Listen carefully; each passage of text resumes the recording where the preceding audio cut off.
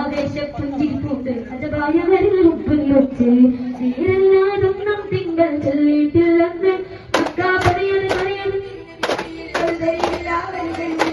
വന്നാതെ മാർഗം പുലിയ പൂങ്കാതെ ബാല്യം കളിവത് സുഹൃതയിൽ ഒരുക്കിയ പുഞ്ചാടേ സേനത്തിൻ നിരകടമായി തോലുബലം സംരക്ഷിച്ചേ സാരത്തെ നോവിക്കാതെ നാടുകളും താലോലിച്ചേ കാലത്തിൽ പുഞ്ചിരി കണ്ട് കുടിനടയെന്നും ഭക്ഷിച്ചേ ശാപത്തിൻ സങ്കടമില്ലാതായി സന്തോഷിച്ചേ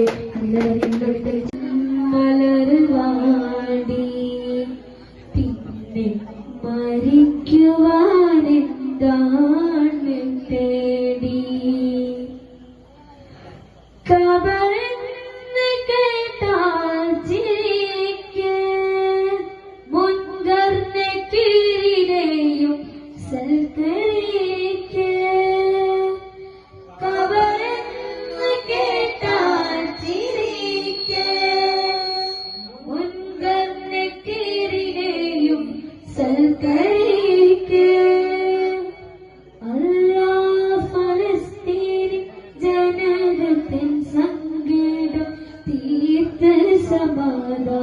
സമാധാനമേകൂ നിന്റെ കരവതയാലും തുറക്കൂ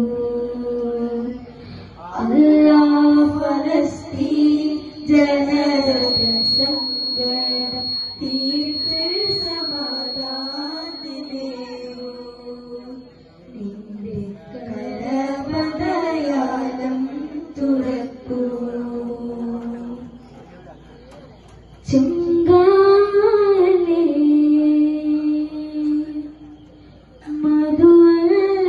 മധുവല്ലമീനോരും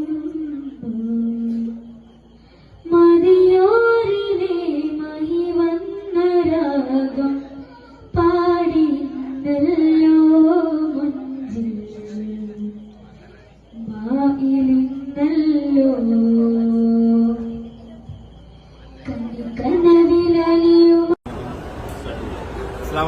എല്ലാവർക്കും നമസ്കാരം.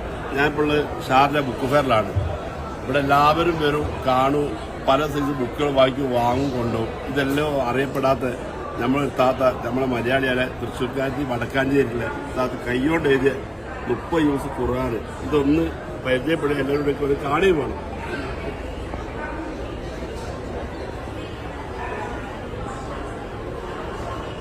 ഇത് ഫുള്ള് കൈകൊണ്ട് എഴുതിയ. ഇത് എത്ര വർഷം കൊണ്ട് എഴുതിയാ? ഫുള്ള് എഴുതി. നിങ്ങൾ എവിടെ സ്ഥലം എവിടാ? തൃശ്ശൂർ എവിടാ? വരവ്. ഇവിടെ എത്ര? ഇവിടെ എവിടെ ഇല്ല, നാട്ടിൽ തന്നെ വന്നതാ. നിങ്ങളുടെ പേരെന്താ? ഇത് ഇതാണുള്ള ഇത് വന്നതെന്താ മനസ്സിൽ? ഞാൻ കൈകൊണ്ട് ഏതാണ് ഇപ്പൊ യൂസും പഠിച്ചില്ല?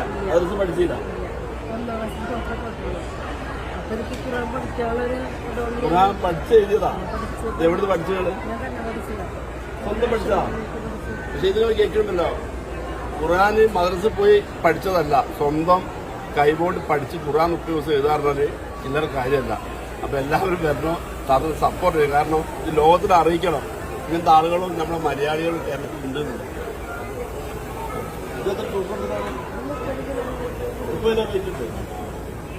30 കിലോ റേറ്റ് ഉണ്ട്.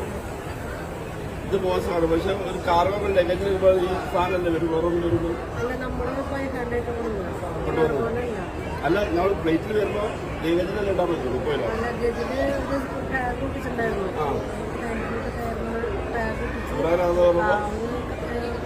കോഴിക്കോട് എയർപോർട്ടിൽ പോലും ചെയ്തിട്ട് പ്രത്യേകമായിട്ട് വേറെ ആരെ കൊണ്ട് തൊഴിപ്പിക്കാനൊക്കെയാണ് എയർപോർട്ടിൽ അവർ കയറ്റി വിട്ടത്. ഖുർആനെ ബഹുമാനിക്കുന്ന എല്ലാ മതക്കാരും ബഹുമാനിക്കുന്ന സംഭവമാണ് ഖുർആൻ. കാര്യം മുസ്ലിങ്ങൾ മാത്രമല്ല, എല്ലാ മതക്കാരും ബഹുമാനിക്കുന്നു. എനിക്കിത് എഴുതുന്ന സമയത്ത് ഇതിന്റെ പേന കാര്യങ്ങളൊക്കെ വാങ്ങി എന്തൊരു ടീച്ചറും മോന്റെ ടീച്ചറായിരുന്നു മത്സര ടീച്ചറാണ് പേന പൈസ പേന വാങ്ങി ഓസ്ട്രേലിയയിൽ നിന്ന് പേന വാങ്ങിയപ്പോൾ ഇതിന്റെ ഹെഡിങ് എഴുതാൻ വേണ്ടിയിട്ട് എനിക്ക് ഇതിന്റെ പേനൊക്കെ ടീച്ചർ ഇവര് നമ്മളെ മതക്കാരനല്ല, വേറൊരു മതപ്പത്തെ ടീച്ചറാണ് സ്വന്തം പൈസ കൊടുത്തിട്ട് ഇത് എഴുതാൻ വേണ്ടി പേന വാങ്ങിച്ചു കൊടുത്ത ഓസ്ട്രേലിയ മത്സര ടീച്ചർ. അപ്പോൾ നമ്മളെ ലോകത്തിൽ മനുഷ്യന്മാർക്ക് ഒന്നാനുള്ള തെളിവാണത്. പിന്നെ 30 കിലോ 30 കിലോ വെയിറ്റുള്ള ഖുർആൻ കൈകൊണ്ട് എഴുതാൻ ഒരു മനസ്സ് വന്ന താത്ത നമ്മളെല്ലാവരും അഭിനന്ദിച്ചാൽ പോരാ. പിന്നെ എല്ലാവരും ബുക്കുകാർ വരുന്നവരും ഇവിടെ വരണം, വേണ്ടി പോകാണ്ട് ഇത് ഏത് ഹോളിൽ എടുത്താന്ന് പറഞ്ഞിടയ്ക്ക് നമ്മള് എവിടെ ആണ് കാണിച്ചു കൊടുക്കാൻ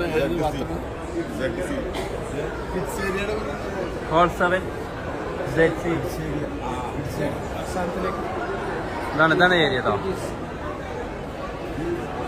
ഈ കവറൊക്കെ താത്തല്ലേ സ്വന്തം മനസ്സുകൊണ്ട് ബുദ്ധിമുട്ട് ഉണ്ടാക്കിയതാണ്.